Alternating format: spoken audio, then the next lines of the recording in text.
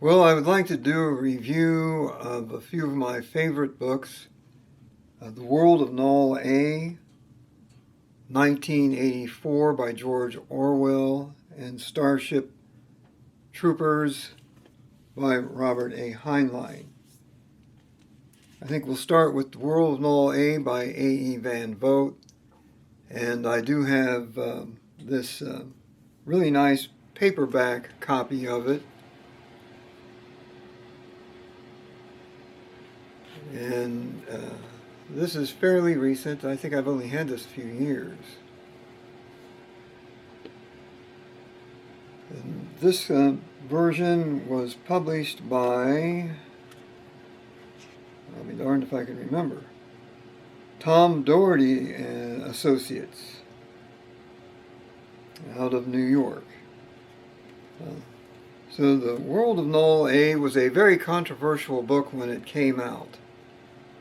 This book posited non-Aristotelian philosophy, and A.E. Van Vogt and this gentleman, Alfred Korzybski, felt that philosophy had let us all down over the centuries and millennia.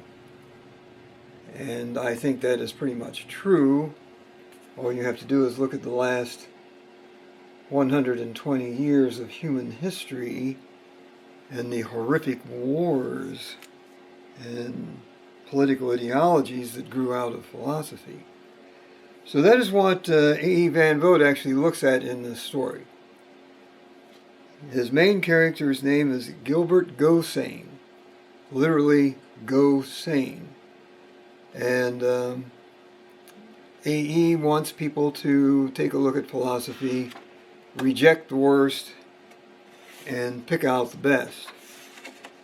So we follow Gilbert Go Sane. He wakes up one day and doesn't know who he is, doesn't know what's going on, and doesn't have any idea what he's doing in life. This is the premise of the story, him trying to figure out who he is, what is going on. The solar system, our solar system, is being invaded by outside forces with cooperation on Earth as well. And Gosane is thrust into this massive war, and without knowing which end is up, actually, he does not realize that he is Superman. He has no idea that he has telepathy, telekinesis, and can teleport. And he can do these things, but he doesn't discover that until much later in the book. He is captured by the invaders and their collaborators on Earth. And that is a remarkable conversation. And Van Vogt does not say President Hardy of Earth. Here is what he actually says. Even to go saying the reorientation necessary to acceptance of President Hardy of Earth as a plotter was a hurdle too big for easy surmounting. But in the end, there could be no shrinking from the identification. Illegal actions were being taken. People didn't do what had been done to him or say what Patricia and Thorson had said unless it meant something. Now, they also have a games machine. The Earth is run by non-Aristotelian logic and philosophy at this point. Everyone has to prove their worth, and you are basically rated by the games machine, which will essentially tell if you have succeeded in your training to be a decent person and what jobs you would be good at. So even the machine had hinted of imminent unpleasantness, and it had practically said so said in so many words that the Hardy family was involved. The president, seen at this near distance, had the hard eyes of the disciplinarian and the smile of a man who must be tactful and pleasant to many people. His lips were thin. He looked as if he could cut an interview short or keep it firmly to the point. The man looked like an executive, alert, accustomed to the exercise of authority. He said now, "Gosane, we are men who would have been doomed to minor positions if we had accepted the rule of the machine and the philosophy of Null. We are highly intelligent and capable in every respect, but we have certain ruthless qualities in our natures that would normally bar us from great success. 99% of the world's history was made by our kind, and you may be sure it shall be so again." Gosane stared at him, a tightness gathering over his heart. He was being told too much. So this is very early in the book. Gosane investigates quite a bit. He travels around the solar system. He is on Venus. He's on Earth. He meets the collaborators with the invaders several times in several different ways. They know that he knows them. Sometimes he doesn't. And even their own wives and families don't know they're collaborators. The book really gets rolling with essentially an interstellar war toward the end. And I won't say much more. I don't want to ruin any of the really extreme surprises and revelations in this book. I think that it is kind of required reading if you want to understand science fiction, particularly U.S. science fiction. And I really enjoyed the book, and I hope everyone else will too. To understand Null, you do not have to really read this giant volume, which I did when I was 16 years old. And I actually had the math skills to do the math in the book. There's a lot of calculus and calculus-like things going on in here where Korzybski tries to prove his philosophies mathematically, which I'm not sure he actually does.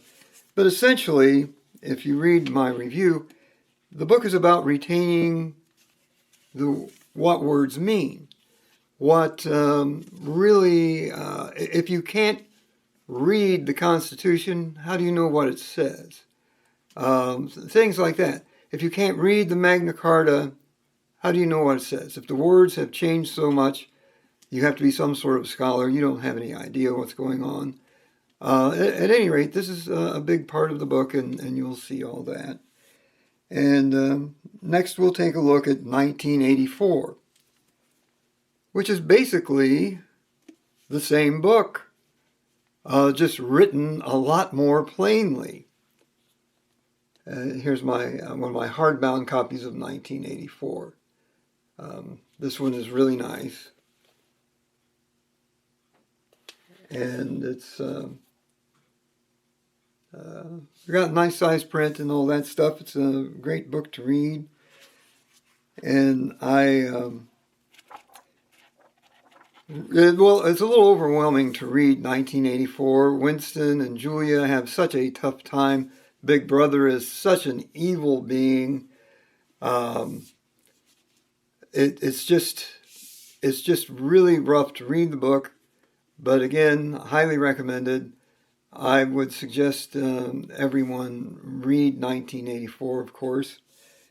And The World of Null was published 4 years prior to the publication of 1984. And I have always thought since about 1969 that The World of Null had probably inspired or at least influenced George Orwell, because if you read the appendix is essentially what the world of Null A is talking about. And Orwell includes a lot of the philosophy that A.E. van Vogt is so critical of, particularly Hegelian dialectic doublethink, where two things in direct opposition can both be true at the same time. The three slogans are the greatest example of that I've ever seen, and he keeps it very simple. War is peace. Ignorance is strength. It's just amazing, and I cover all that in the written review and much more effectively, I think. Again, this book was required reading to graduate from high school when I graduated from high school in 1972. If you had not read this book in the school district that I went to, you didn't get a diploma. That's how important this book was considered just 50 years ago. The next one is Starship Troopers by Robert Heinlein. And I really, really, really like this book. I'm not saying I agree with all of Heinlein's philosophies. I am not saying that Heinlein is not a little bit authoritarian here. He is. But overall, the book is really well written. He comes up with brand new military concepts. This book was required reading in the United States Air Force in the 1960s, and I believe through most of the 1970s, and most of the other U.S. military forces had to read these books as well. There were several others that they had to read. At any rate, I enjoyed the book immensely, and politics aside, the story of Juan Rico is just riveting. Juan is in combat. He's a young man. He always gets the shakes before a drop. You're getting an idea of what it's like to be in combat with this book. So I think that this book is, again, a must-read for all fans of science fiction. It is very well done, very well written, and very well thought out. Now, I don't know what happened to Heinlein after this, but this book is certainly worth your time.